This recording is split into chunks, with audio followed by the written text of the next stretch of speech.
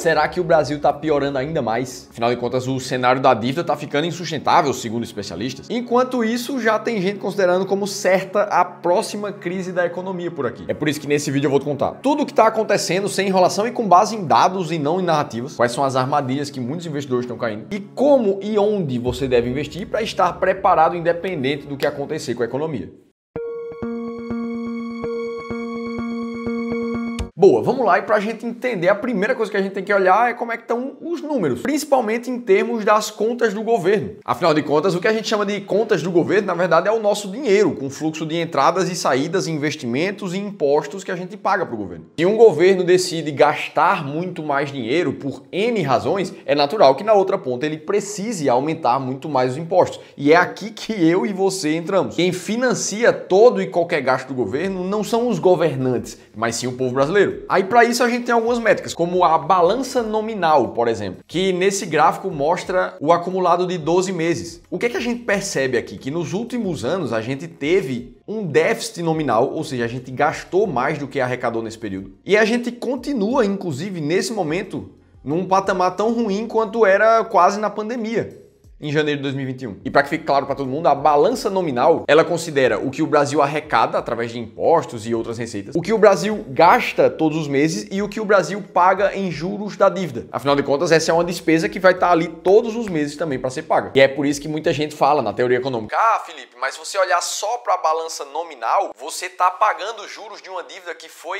adquirida lá atrás. Ou seja, eu estou carregando custos de decisões do passado que outros governantes fizeram. E isso é verdade, é por isso que a gente não olha só para a balança nominal, a gente olha também para os gastos primários do governo, que é aqueles que consideram somente a arrecadação e os custos, desconsiderando a dívida. E aí, se a gente olha só para o primário nesse momento, ele melhorou. No ano passado a gente teve um pico muito maior de déficit, chegando a 280 bi, e agora, pela primeira vez em muitos meses, a gente teve um superávit ali começando a aparecer. E a gente olha para isso aqui e pensa: poxa, então a gente melhorou. Afinal de contas, a gente está começando a fechar o orçamento de casa. É como se você aí na sua casa tivesse um gasto mensal de 10 mil reais por mês, sendo que o ano passado inteiro você só conseguia ter uma receita de 8 mil reais. Poxa, você ia ficar sempre no déficit. Agora, pelo menos, você está conseguindo empatar. Só que quando a gente olha para o resultado primário, a gente tem duas variáveis: a receita e o gasto. E o que, na verdade, fez com que a gente ficasse com um superávit nesse momento foi o grande aumento da receita, que seria muito positivo no seu orçamento familiar se você tivesse ganhando mais dinheiro por mérito, por trabalho, mas esse conceito é muito ruim quando a gente fala das contas públicas, onde maior receita significa invariavelmente maior imposto, maior arrecadação. Se a gente for olhar para o resultado até maio desse ano, a gente teve o maior imposto arrecadado da história, pelo menos na comparação com os últimos 30 anos. Além de novas tentativas constantes, que não são novidades para ninguém, de colocar cada vez mais imposto em vários nichos da economia. Algumas semanas atrás, quem sofreu foi o setor imobiliário, que teve um aumento de imposto depois da reforma tributária. Foi com o próprio IOF, entre tentativas de colocar e tirar ali, fizeram com que o brasileiro pagasse 38% a mais de IOF só em junho. Ou seja, carga tributária para todo mundo. De novo, não existe dinheiro do governo, existe o dinheiro das pessoas, o nosso dinheiro. Só que além disso, a dívida também piorou. Se a gente olhar os últimos anos para cá, fica nítido que a curva de aceleração do endividamento do Brasil subiu de 2022 para frente. E se a gente olha para a nossa relação de dívida sobre o PIB, o que a gente percebe também é que de 2022 para frente, a gente saiu de cerca de 71% de dívida sobre PIB para o fechamento do ano passado em mais de 76%. E boa parte dessa dívida, mais ou menos 50%, 48% ali, está atrelada à Selic. Em outras palavras, quando os juros do nosso país está muito alto, essa dívida vai ficar mais cara naturalmente, que é o que a gente está vivendo agora. E aqui a gente anda mais. Desde 2022, as estatais do nosso país começaram a acumular prejuízo, inclusive chegando ao pico da série histórica, onde nesse momento as estatais federais acumulam déficit de quase 3,5 bi em 2025. Se a gente olha no gráfico ali dos últimos 20 anos, esse é o maior patamar realmente da série histórica. Aí para completar, no meio disso tudo a gente ainda vive o tarifaço. Já não é mais segredo que trazem as tensões comerciais que a gente vem falando aqui no canal também. Tem um vídeo detalhado só para falar desse assunto em específico que eu vou deixar aqui do lado. Mas o fato é que em termos de orçamento público a gente não tá bem. E aí vamos olhar agora para a inflação, medida pelo IPCA nos últimos anos. O que a gente viu é que o ano de 2021-22 ela teve um pico ali, principalmente na volta pós-pandemia, e de 2023 para frente ela viveu um período de estabilização até voltar a subir novamente para os patamares atuais em cerca de 5,5%.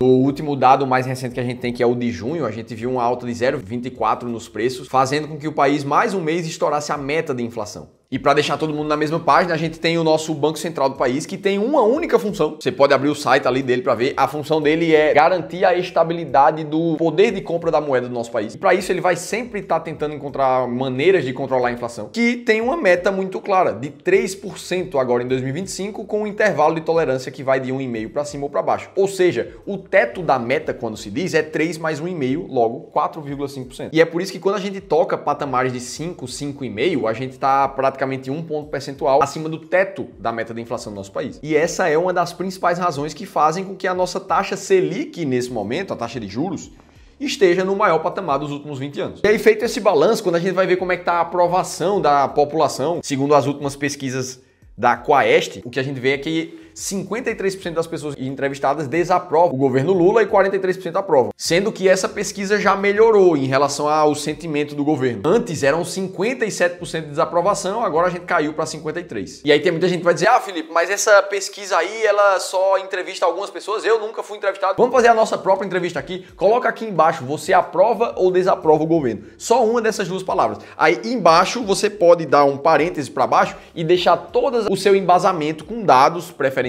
para a gente fazer a nossa própria pesquisa aqui. E aí vamos seguindo. Beleza, Felipe, mas o PIB do Brasil também está em alta nos últimos trimestres. Isso é verdade. No primeiro tri desse ano, a gente viu uma alta de 1,4%. Olhando o gráfico aqui dos dados que a gente tem, foi um início de ano melhor do que foi 2024, por exemplo. Mas existe uma leitura econômica que a gente pode fazer aqui. Quando a gente vê um gasto do governo muito alto e um PIB que segue crescendo, o que a gente entende é que a injeção de dinheiro acaba estimulando a economia, o que naturalmente começa a fazer uma pressão na inflação, já que os investimentos aquecem essa economia, aumentando um pouco mais a demanda pelo consumo de serviços e produtos, que naturalmente leva à elevação dos preços. Felipe, isso vai acontecer com certeza? Não, mas essa conjunção deixa esse risco que o mercado sente o cheiro e acaba descontando nos preços. E aí, de novo, é justamente por esses fatores que a taxa de juros precisa ir lá para cima para tentar desestimular a economia na outra ponta e segurar a inflação mais baixa. E aí, sinceramente, não tem como a gente ver isso tudo aqui e achar ok. Felipe, faltaram milhões de dados que tu poderia trazer, desemprego que caiu. É óbvio que daria. A gente poderia passar 1 hora aqui falando só de dados. Mas se a gente pega o macro geral, o orçamento geral e a gente vê o que a gente tá vendo, não tem como achar isso bom. Nem o Brasil, nem nenhum país do mundo vai pra frente sem responsabilidade fiscal. Beleza, dito tudo isso, a partir daqui vamos olhar para o mercado financeiro, como é que as reações acontecem, para que a gente entenda como é que a gente pode investir num cenário como esse ou em qualquer outro. Porque afinal de contas, por conceito, o mercado financeiro ele tá sempre tentando prever o futuro, para acertar os preços do que é que vai acontecer. É por isso que, inclusive, de 2022 para frente, quando a Selic primeiro teve uma queda e depois uma alta, o mercado estava muito mais receoso do que é que podia acontecer. A narrativa naquela época era, será que a Selic vai chegar a 16, 17, 20%? Foi muito por conta disso que de 2023 para frente, mais ou menos, o Ibovespa ele não saiu do lugar. Foram praticamente 2 anos ali no 0 a 0. Só que agora, o momento que a gente vive, ele é um pouco na outra mão. O mercado já não acha que a Selic vá subir pra caramba, 15, 16, 17, 18, 20. Isso só vai acontecer se entrarem outras variáveis que não estão mapeadas na economia nesse momento. A expectativa é que a Selic fique no patamar que está e que daqui para frente ela só se mantenha para que em algum momento volte a cair. Essa narrativa que eu acabei de te contar está traduzida nesse gráfico que está na tela para vocês, onde no começo de 2025 a expectativa para a Selic nos próximos anos, no que a gente chama de taxa de curva de juros futuro, era que ela subisse acima dos 15 e daqui a uns 2 anos é que ela começasse a ficar mais branda. Aí o ano foi passando, 2025 foi rolando, até que a gente começou a ver a curva de juros futuro tendo um outro comportamento. A expectativa do mercado agora é que a Selic comece a cair para baixo de 14%, inclusive, nos próximos anos. Ou seja, o que se achava que iam ser juros mais altos, que iam desestimular mais a economia dos próximos anos, agora está num ponto de vista mais brando. Inclusive, é por isso que a gente vê respostas no mercado financeiro, como o próprio Ibov subindo 12 nesse ano, enquanto outras empresas conseguem subir ainda mais. A gente olha para o Banco Itaú subindo 26 nesse ano.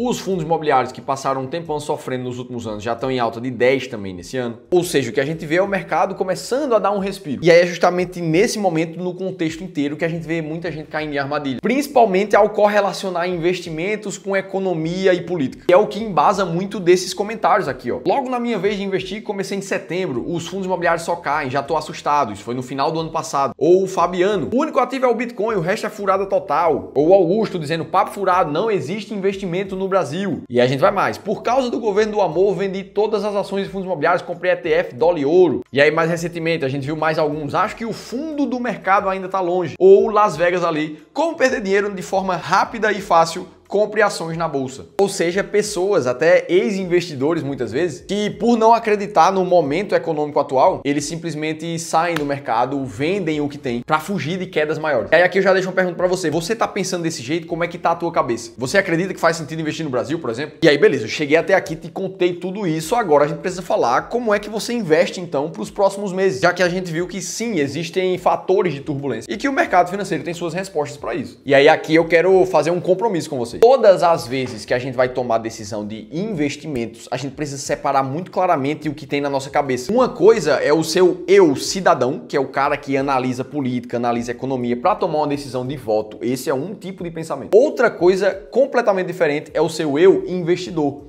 Um cara mais racional, que tem que se basear em estratégias e não pode deixar o eu cidadão tomar decisão por você aqui. É por isso que as nossas respostas de investimentos aqui são sempre baseadas em princípios. É o que a gente faz, inclusive, com todos os nossos clientes de Wealth aqui do Clube do Valor. E eu vou te mostrar aqui o passo a passo na prática. E é claro que num vídeo onde a gente vai falar com milhares de pessoas aqui, eu preciso te dar uma resposta genérica que sirva para todo mundo e seja muito assertiva. Agora, se você quiser o nosso auxílio diretamente para te ajudar a investir durante essa crise ou em qualquer outro cenário, considerando os teus objetivos, o teu patrimônio atual, a tua tolerância ao risco, inclusive. Aí eu vou te convidar a falar com um dos nossos consultores de investimentos aqui do Clube do Valor, mandando uma mensagem pra gente no WhatsApp. Eu vou deixar um QR Code aqui na tela para você fazer a leitura ou clicar no primeiro link da descrição do vídeo. E aí você só precisa fazer uma coisa, mandar a palavra crise pra gente ali no WhatsApp. E um dos nossos especialistas de investimento vai te atender pra gente encontrar o melhor caminho para que você invista melhor sem mais nenhuma dúvida do que fazer num momento como esse. Agora vamos ver como é que você cria um processo de investimentos para investir para os próximos meses. São 3 passos muito claros e rápidos até para você fazer isso. Onde a primeiríssima coisa que você precisa fazer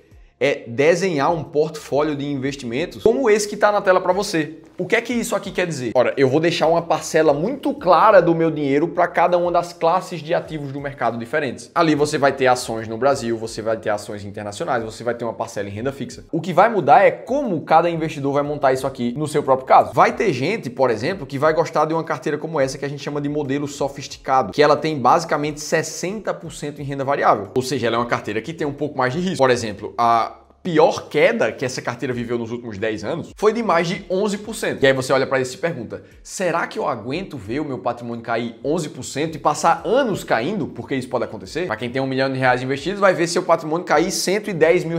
Eu quero ver isso? Vai ter gente que vai responder que sim, vai ter gente que vai responder que não. Algumas outras pessoas vão preferir um portfólio mais equilibrado, como esse aqui, com bem menos renda variável e mais peso em renda fixa. Aí o que você vê é que a maior queda desse portfólio nos últimos 10 anos já foi da metade. Ou seja, teu risco é menor. E você tem proporções diferentes, como essas que estão aparecendo aqui, ó. O peso da parcela azul da renda fixa é maior. O que é que a gente faz aqui no clube? A gente desenha um modelo perfeito, testado, para cada um dos tipos de perfil de investidor diferente. E aí você vai lá, escolhe o seu e segue esse teu desenho de carteira fielmente. Beleza, definido que você vai investir assim, por exemplo, que você quer 10% da tua carteira em ações do Brasil. O teu próximo passo é encontrar uma estratégia para escolher quais são as ações do Brasil que você vai ter. Quais são os ativos de renda fixa que você vai ter na sua carteira. Por exemplo, toda a renda fixa aqui no Clube do Valor, a gente usa a chamada estratégia da escada, que visa aproveitar principalmente a proteção do FGC dos investidores, ou seja, investir através de CDBs, de LCIs. Além disso, a gente faz uma junção de vários períodos de vencimento diferente desse CDB. Com a estratégia da escada, você vai sempre ter um CDB de 2, de 3, de 4, de 5 anos na tua carteira, para que todos os anos você tenha um vencimento líquido para aproveitar a oportunidade que você está vivendo naquele momento. Então esse é o segundo passo, ter estratégias claras e definidas para cada uma das classes de ativos. E aí vem o terceiro passo, que de todos é o mais importante, o mais difícil de se aplicar. É o que a gente chama de rebalanceamento periódico. A cada 3 meses, pelo menos, você vai olhar para sua carteira, vai ver o que é que está diferente do seu plano inicial e você vai atuar em cima, você vai rebalancear a sua carteira. Vamos dar um exemplo simples e prático para você entender. Imagina que a tua carteira é 60% renda variável e 40% renda fixa. fixa. Ora, o mercado vai se movimentar, o tempo vai passar. O que vai acontecer é que daqui a pouco, sei lá, a renda variável subiu, agora você tem 64. Imagina que agora é teu momento de rebalanceamento. Ora, vendo isso aqui, qual é a tua única função como investidor? Você vai comprar renda fixa. Os teus aportes, os teus dividendos vão ser direcionados para renda fixa. Em alguns dados momentos, você pode até vender uma parte da tua renda variável para comprar mais renda fixa. O que é que eu estou fazendo aqui? Basicamente, comprando o que caiu e vendendo o que subiu demais. Essa é a única forma possível de você sempre aproveitar as oportunidades que o mercado dá, seja na crise, seja na alta. Percebe que aqui a gente não falou nada sobre cenário econômico? É porque essa metodologia é testada para funcionar em qualquer período de tempo. Foi isso, inclusive, que permitiu que um modelo com mais renda fixa dos últimos 20 anos tivesse uma performance bem acima do que o CDI, do que o Ibovespa. É por isso que quando o seu eu investidor pensa por ele mesmo, ele tem performances melhores do que quem acaba misturando as coisas. Fechar tudo isso, quer saber o que é que eu acho que vai acontecer com os investimentos? Sinceramente, isso aí tá nos livros. Momentos de maior dificuldade econômica são normalmente incríveis para quem investe por longo prazo. Basta a gente ver o que é que aconteceu com o próprio índice Bovespa ali em 2016, depois de a gente viver uma das maiores crises econômicas do nosso país. Quando as coisas começaram a se recuperar, o que a gente viu foi uma alta de mais de 200% no índice Bovespa, o que fez muita gente ganhar dinheiro demais naquele ciclo. Foi justamente pensando em ajudar todas as pessoas a aproveitarem os próximos ciclos do mercado, independente do que está acontecendo agora, que a gente criou o nosso evento Rumo ao Primeiro Milhão, que foi pensado para todos os investidores que já passaram dos 100 mil reais e querem ter muito mais clareza na hora de investir, com mais técnica, com mais estratégias comprovadas, para acelerar a tua jornada até o teu primeiro 1 milhão de reais. Esse evento vai acontecer no dia 31 de julho e ele é totalmente gratuito. Vai ser às 19 horas no canal do Clube do Valor. Vocês vão estar com o Ramiro Gomes Ferreira, meu sócio e fundador aqui do clube. Dito tudo isso, vimos o que a gente precisava fazer. Uma coisa mais importante, separa as tuas duas pessoas aí dentro. Para você continuar assistindo os nossos vídeos aqui, eu vou deixar um outro conteúdo bem similar a esse aqui do lado. Clica e continua no canal. Eu vou estar te esperando no próximo vídeo.